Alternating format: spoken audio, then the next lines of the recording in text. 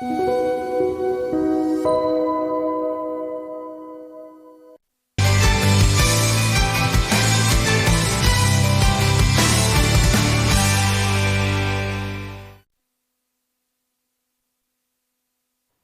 스페셜 원 시간입니다. 오늘도 자세한 전략 들어볼 텐데요. 함께 해주실 전문가분은 토마토 투자클럽의 김민준 전문가님 웹캠으로 연결해 보겠습니다. 전문가님 안녕하세요. 네, 안녕하십니까. 김민준입니다.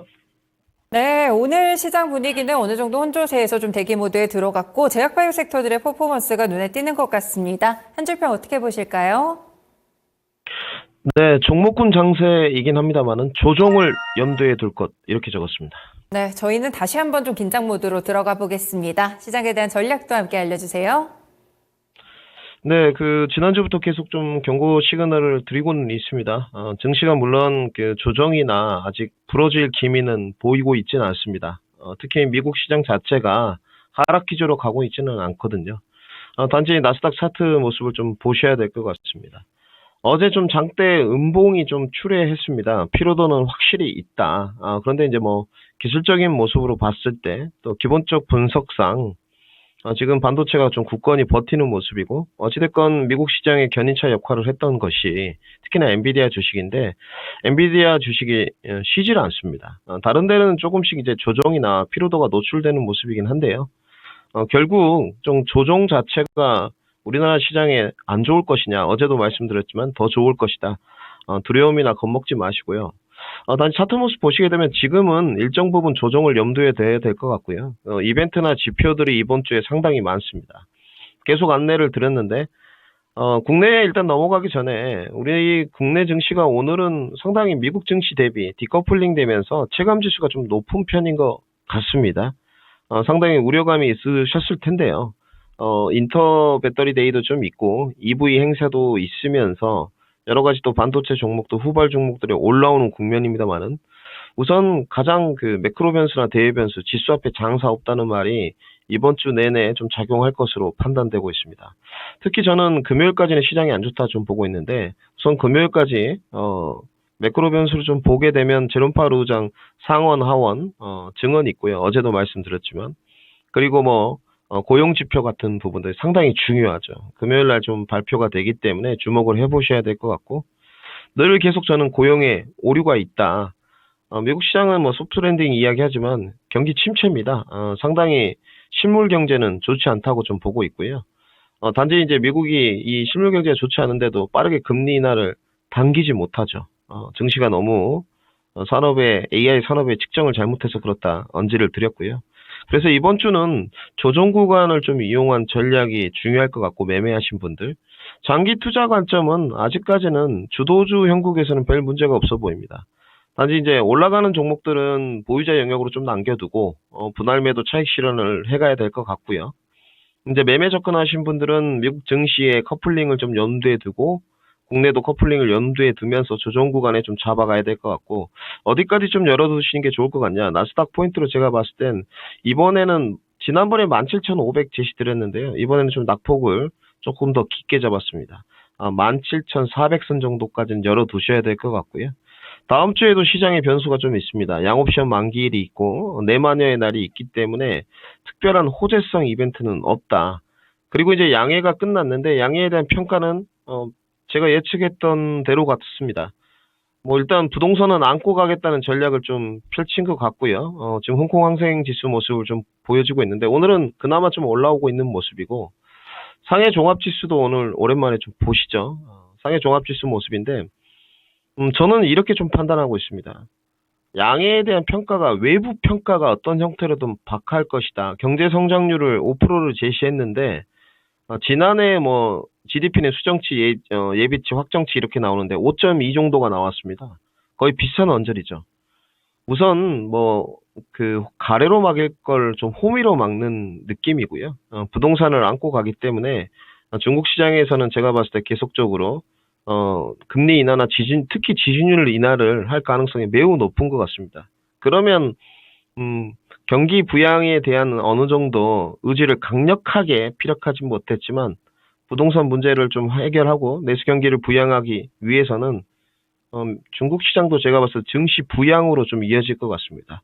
미국 시장이 어찌됐건 조정받을 때 중국까지 좀 무너지면 저희 좀 괴롭거든요. 그래서 중국 시장은 높은 확률로 조정 구간보다는 3,150포인트까지 좀 올라갈 가능성을 열어놔야 될 것 같고, 만약에 미국이 조정받을 때 중국이 좀 버텨준다면 어느 정도 상쇄 효과가 좀 있을 것으로 판단되고 있습니다. 그리고 이제 접근 방식은 이번 주 금요일까지 1차 분할 매수를 좀 하시고요. 코스피 종합지수 좀 보시죠. 2600 오늘 36포인트네. 2630선까지 빠졌습니다. 이제 너무 많이 말씀드려가지고 2600선 시청자분들 첫 번째 이 정도는 제시를 해드리니까요. 두 번째는 2550선 여기까지 좀 보시면서 조금 뭐 이렇게 타겟팅이 틀릴 수 있겠지만 앞뒤로 조금씩 열어두시고 접근하시고, 다음 주 정도는 시장이 나쁘지 않을 거예요. 그러려면 전제 조건이 오늘 미국 시장이 오늘 또 저는 하락한다고 보고 있기 때문에 롱보다는 숏이 유리할 것 같고, 오늘 하락 목요일 금요일도 매크로 변수에 의한 조정이 좀 예상됩니다. 한번 잡으시고요. 다음 주에 양옵션 만기일이 있으니까 아마 수요일 정도나 화요일 정도 시장이 안 좋을 거예요. 그래서 여기까지 염두에 두시되, 이제 공략 포인트인데요. 공략 포인트는 지금은 그런 것 같습니다. 소외주들도 어느 정도 돌아가긴 합니다. 오늘 뭐 그 의대 정원 노이즈라든지 이런 부분 AI 소프트웨어라든지 소외주들 반등은 있는데, 어찌됐건 지금 메리트가 있는 쪽은 확실히 반도체 중에서 낙폭과대, 2차 전지는 퍼포먼스 위주, 그리고 제약 바이오도 조금 바닥권에 있는 종목들, 그리고 안정권 가미하려면 중견 제약업체 쪽으로 공략하시라까지 정리해드리겠습니다. 네, 다음 주에도 시장을 흔들 만한 요소들이 좀 있기 때문에 조정을 염두에 두시면서 약간은 좀 대응을 하시는 그런 전략들이 필요하겠고요. 그 안에서 종목을 잘 골라야겠죠. 저희가 계속해서 스페셜원 시간에 종목군들이라든지 접근해볼 만한 포인트들 함께 알려드리고 있습니다. 네, 오늘은 그러면 전문가님 섹터들 세 가지 어디에서 볼까요? 네, 오늘도 주도주 준비했습니다. 제약바이오, 반도체, 2차 전지 이렇게 준비했습니다. 네, 순서만 좀 바뀌었고요. 오늘도 주도주군들 위주로 해서 전략 들어보도록 하겠습니다. 첫 번째가 오늘 제약바이오인 이유가 좀 이해가 되는 것 같은데요. 한 줄평 어떻게 해주실까요? 네, 제약바이오 학회 모멘텀 부각, 그러나 제한적 상승이다. 이렇게 정리했습니다.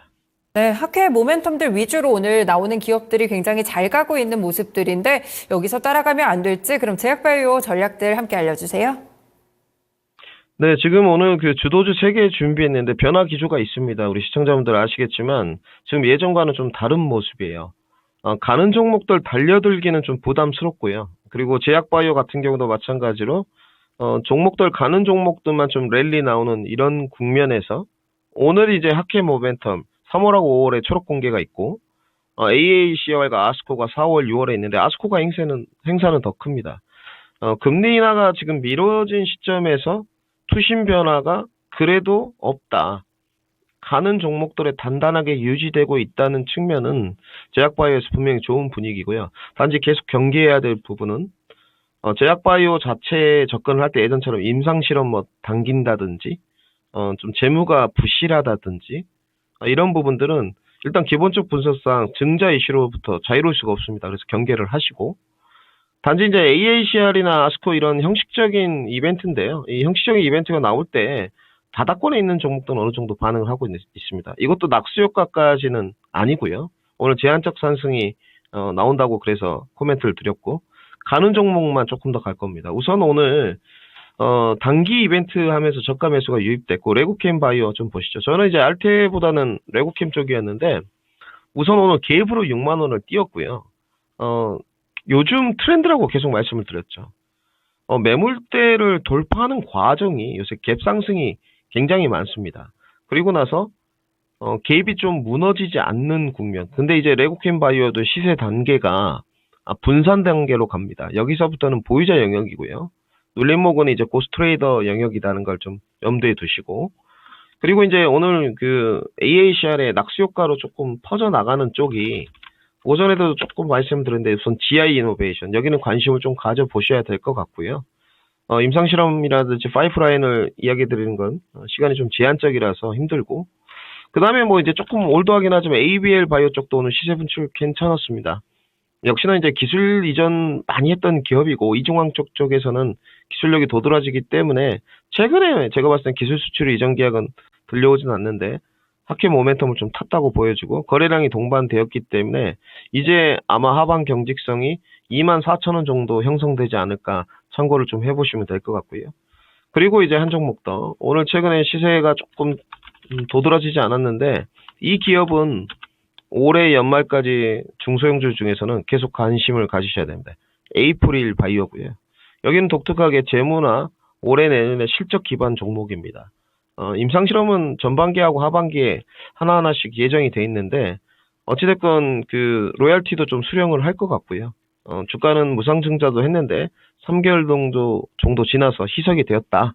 이렇게 좀 정리를 하고 금리 인상이 지금 어려운 국면으로 가는데 그렇다고 금리 인하로 바로 가지도 않습니다. 이번에 금리 인상 거의 없다고 좀 보여지는데 이 최종금리에 대한 인식이 있으면서 투심이 반영되니까 가격 경쟁력이 있는 종목 쪽으로 약간 수급은 오고 있습니다. 단지 플러스 알파 하회 모멘텀, 플러스 알파 재무 기본적 분석상 재무가 튼튼해야 된다는 거. 그리고 이제 접근 방식의 차이가 있어요. 최근에 어제까지 지금 비만이 좀 갔지 않습니까? 한미약품 이런 거 쉬어요. 그럼 한미약품 못 갈 것이냐? 더 갑니다. 한미약품 분명히 더 가는데 여기는 여러분들 시가총액이 높아요. 그리고 34만원, 35만원대 매물대가 높기 때문에 지난번 37만원까지 튀고 한번 이제 눌러주고 가는 과정이거든요. 눌러주고 갈 때 안정감 쪽으로는 지금 비만 쪽에서는 한미입니다. 그래서 반론의 여지가 없는 것 같고 우리 시청자분들이 정하실 때 안정감을 좀 가미할 것이냐 다들 스타일 차이가 있기 때문에 존중을 해가면서 해야 되니까 퍼포먼스 위로 갈 것이냐 이거는 확실히 필히 접근 방식을 정해야 된다.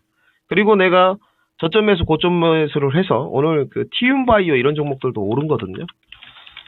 차익 실현을 할까? 제가 제한적 상승이라 그랬지 않습니까? 그러면 어느 정도 계속 뻗어줘야 되는데 뻗어주긴 힘들 거예요. 조금 쉬었다가 다시 또 아스코 오면 5월부터 다시 반등 이런 형태로 갈 거란 말이죠. 그래서 내가 저점에서 사서 목표가 정해서 어느 정도 분할 매도로 때리겠다. 이걸 정해놔셔야 될 것 같고요. 그 다음에 이제 한미나 셀트리온 이런 쪽 무거워요. 셀트리온도 좀 보시죠. 셀트리온은 잘 버티고 있습니다, 여러분들.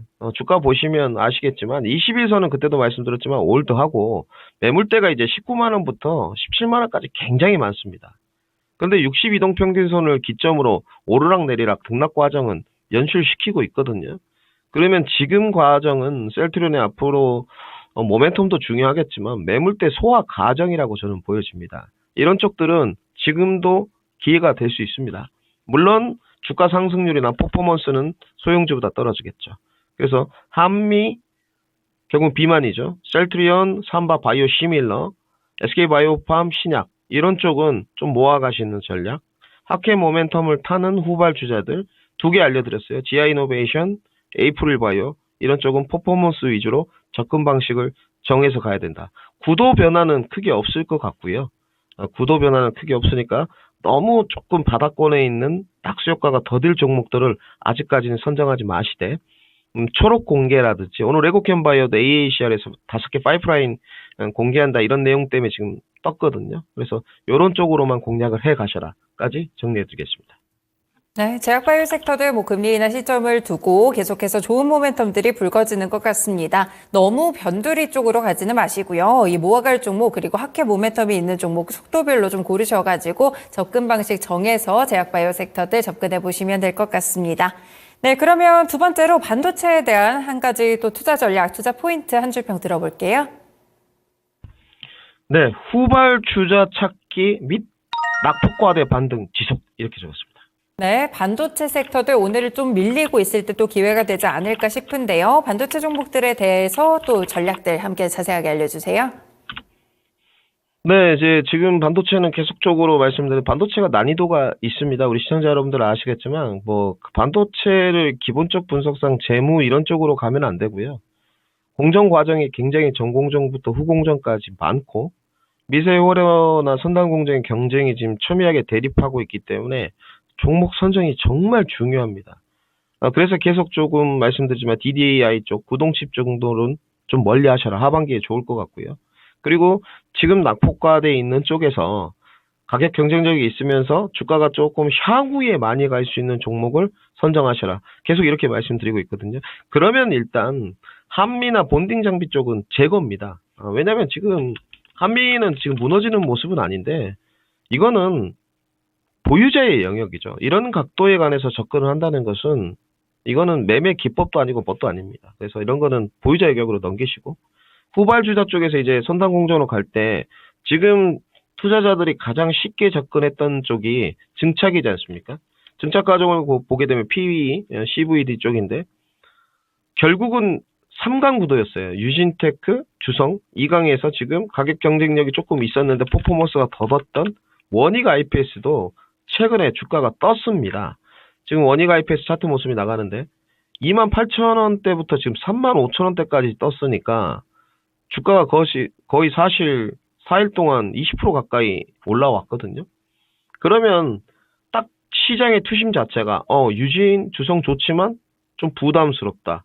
후발주자 쪽에서 가격 경쟁력이 있는 쪽으로 구도 설정을 하는 거거든요. 그러면 이제 상단은 지금 이제 원익 IPS는 막힐 겁니다. 바로는 못 갈 거예요. 쉴 때 기회가 될 것 같고요. 그리고 이제 미세회로 쪽에서 경쟁이 부각되고 증착 장비들이 많이 들어가니까 결국은 그 후발주자 쪽에서 수혜를 받을 수 있는 쪽으로 수급이 또 전이 됩니다. 오늘은 가장 여러 종목들이 가고 있습니다. 미코. 여기는 펄스 히터를 만드는 쪽인데 이게 사실은 거의 다 수입 의존도였습니다. 이쪽은 미코가 거의 지주사 쪽인데 반도체 부분, 연료전지 부분, 바이오 부분 나눠져 있는데 회사 자체가 다 괜찮아요. 대표적으로 자회사 뭐 있냐? 코미코 있습니다. 반도체 쪽에서. 코미코도 올해 괜찮을 겁니다. 그래서 공략 예정을 이렇게 해가실 때 결국은 증착 장비가 올라간다는 것은 펄스 히터는 필수적으로 수요가 증가할 수밖에 없거든요. 그래서 공부를 조금 하시되 후발주자 쪽에서 미코 이 시간대도 정리해드렸지만 가격 조정이 끝났고 기간 조정 형태로 갔지 않습니까? 이런 쪽으로 확실하게 바운더리를 형성하고 하방 경직성 형성하면서 수요가 올라갈 거야. 매출이나 영업이익이 좋아질 거야. 이렇게 가든지 아니면 확실히 매출이 개선되거나 흑자를 써가는 쪽으로 공략을 하셔야 될 것 같고요. 그리고 오늘 보면 지금 역시나 저는 이제 김민준 하면 AD 테크놀로지 말씀을 드렸는데 오늘 AD 테크놀로지도 신고가 갱신입니다. 이쪽은 시세가 계속 나오는 이유가 뭐냐면 기술적으로도 잘 만들어져 있지만 파운드리의 꽃은 DSP입니다. GUC나 R칩을 보게 되면 계속적으로 갈 수밖에 없는 구조고 이 시간을 통해서 정리도 많이 해드렸지만 여기에는 가온칩스나 AD 이런 쪽들은 코아시도 마찬가지지만 공장 캐파가 없습니다. 전문 인력이 캐파고요. 이미 다른 데보다 앞서 나가고 있는 쪽입니다. 매출이 인식은 비디탄스나 이런 데 받아놓은 게 아마 내년도부터 매출 인식이 될 거예요. 그러면 올해는 퍼포먼스를 보여주고 내년에는 주가가 어느 정도 타당성이 부여되는 단계로 갈 거고요. 그리고 이제 후발주자 쪽에서 좀 하나 더 보자면 지금 삼성전자에서 열을 올리는 쪽을 보시게 되면 오늘 뉴스플로우가 계속 나오는 쪽 HBM도 있었지만 과열이니까 거기도 후발주자 찾아야 되지 않습니까? CXL입니다. 오늘 네오셈 같은 종목들이 시세 분출이 됐거든요. 물론 이것 또한 위에서는 트레이딩 영역입니다. 지금 네오셈도 이제 불안해요. 오늘 거래량이 2200만 주가 동원됐기 때문에 주가가 좀 고점 갱신으로 뻗어준 거고요. 매물대가 이제 13,000원부터 15,000원대까지 좀 쌓였습니다. 그래서 윗꼬리 달고 오늘 내려올 거예요. 그러면 어찌됐건 기술력 부각적으로 삼성전자 쪽에서 CXL에 관해서는 D램 기반으로 가장 앞서다는 평가입니다. 그러면 그 후속주 모멘텀이 엮이는 쪽, 그 다음에 가격 조정이 좀 끝난 쪽, 내지는 가격 경쟁력이 있는 쪽, 지금 나가는 차트 모습은 엑시콘이고요. 그리고 하나 더 좀 말씀드리면 코리아 서키트. 요 정도 보시면 될 것 같고요. 코리아 서키트나 지금 엑시콘 같은 경우는 좀 네오셈보다는 가격이 불편하지는 않은 정도인 것 같습니다. 그래서 앞으로도 계속 이런 뉴스플로우를 탈 수 있는 쪽들은 시세 분출이 된다. 그리고 지금 GTC 2024가 있습니다. 이게 지금 데이터 중심의 컴퓨팅을 위한 CXL인데 주제 발표가 CXL로 예정이 돼 있기 때문에 이게 이번 달 지금 18일부터입니다. 그래서 아마 우리 은별 앵커님이 전달해 주실 거예요, 정보를. 그래서 꼭 정보를 미리 이제 입수하셔가지고 정보 분석을 한 다음에 방향성까지 측정해야 되겠죠. 저는 앞으로 계속 장비 쪽도 좋게 했지만 소재 부품 단은 좀 어렵습니다. 그래서 뭐 합성 쿼츠나 천연 쿼츠 이런 소재 부품 단, 그다음에 EUV 공정으로 가는 소재 공정 단은 좀 개인 투자자들은 조금 자제하시고 모멘텀이 볼 수 있는 CX 쪽 이쪽을 좀 관심 있게 봐보자까지 정리해드리겠습니다. 네, 반도체 난이도가 좀 있어가지고 종목 고르기가 까다로우실 것 같은데 그래도 AI 수혜를 받는 쪽으로 후발주자들 계속 좀 언급을 주시고 계십니다. 그리고 전문가님이 또 전문가님 하면 AD 테크놀로지 또 저희 스페셜원 첫 추천주기도 해가지고 굉장히 조금 더 애착이 가는 종목이기도 한데 그러면 이렇게 좀 많이 올라왔을 때 다음 수익 실현 가격을 좀 어디로 봐야 될까요, 전문가님? 네, 뭐 지난번에 이제 추천도 드렸고 차익 실현도 드렸고 장기 목표가도 드렸는데요. 저 사실은 이 종목 수익률이 100%가 넘었습니다. 저는 2만 원대부터 공략을 했고요. 그 밑에 단부터 사실 공략을 해왔기 때문에 저는 원래 있던 스타일이었습니다. 선취를 해서 계속 끌고 가는 건데 지금 객관적으로 분석 드리면 과열은 맞고요. 기술적으로는 절대 무너질 모습이 아닙니다. 오늘 4만 원대 이제 신고가 영역으로 가면서 원래 이제 제로섬이라고 제가 부르는 쪽인데 4만 원대 이런 때가 좀 잘 걸립니다. 근데 지금 분위기로 봤을 때는요. 주가는 아마 더 뻗을 겁니다. 그러면 이제 눌림목 공략 예정인 것 같고요. AD는 첫 번째 이제 32,000원대 갭 이 부분만 안 무너지면 될 것 같고 매크로 변수가 다음 주까지 지금 불지 않습니까? 그때 만약에 조정을 주거나 조정을 안 주고 강하게 버티면 시세는 아마 4만 원대 안착할 겁니다. 그래서 보유자 영역이라고 좀 보여지긴 하는데 만약에 이제 매크로 변수에 의해서 눌림목이 나온다. 그러면 제가 봤을 땐 35,000원 단에서는 공략이 한번 가능하세요. 단지 이제 접근 방식이 손절매를 채우시든지 아니면 비중을 축소해서 하셔야 될 것 같고 아마 지금 구도는 보니까요. GUC나 R칩과 비슷하게 흘러가는 구도인 것 같습니다. 저는 이 종목을 투자할 때 삼성전자가 게이트 어라운드나 파운드리에 대해서 실패하면 나 또한 받아들이겠다 이런 접근 방식을 했거든요. 앞으로 모든 TSMC나 인텔이 게이트 올라운드로 갈 겁니다. 그리고 삼성전자의 파운드리 점유율은 삼성전자의 자의가 아닌 타의에 의해서도 늘어날 수밖에 없기 때문에 저는 지속적으로 보유 의견 드리도록 하겠습니다. 네, AD 테크놀로지 오늘도 신고가인데요. 일단은 보유자 영역이긴 하지만 눌림목이 생겼을 때는 35,000원 단에서 계획적으로 공략이 좀 가능해 보입니다. 반도체에 대한 섹터들 들어봤고요. 마지막으로 2차 전지도 한 줄 평주세요. 네, 기타 소재 장비로 수급이 전이 되는 초입부다 이렇게 적었습니다. 네, 수급을 잘 따라가 보겠습니다. 2차 전지에 대한 전략도 함께 자세하게 알려주시죠. 네, 어제부터도 조금 조짐이 보이기는 하고 있었고요. 지난주부터도 계속 말씀드렸는데 저희가 지금 이제 대형주는 좀 쉽니다. 이 시간에 이제 SDI를 같이 해가고 있고 저희가 지금 이미 11% 정도까지 잡아놓은 상태죠. SDI 먼저 좀 보시면 같이 해가니까 저희가 9%를 지금 남겨놨지 않습니까? 3359. 제가 그때도 이런 말씀 드렸는데 주봉 몇 개 추세 가지고는 바닥을 단정 짓지 마라. 기술적인 부분에 관해서 그런 게 없다. 물론 소추세에 관해서는 여러분들 여러 가지가 있습니다. 기술적으로. 스파이크 모형도 있고 여러 가지가 있는데 기술적 난이도의 완성은 본인의 역량 몫인 것 같고요. 지금 삼성전자는 사실 주봉도 볼 필요가 없습니다. 월봉 보시면 되고요. 지금 월봉이 외바닥이라서 이런 걸로는 기술적으로 하방 경직성을 측정할 수가 없습니다.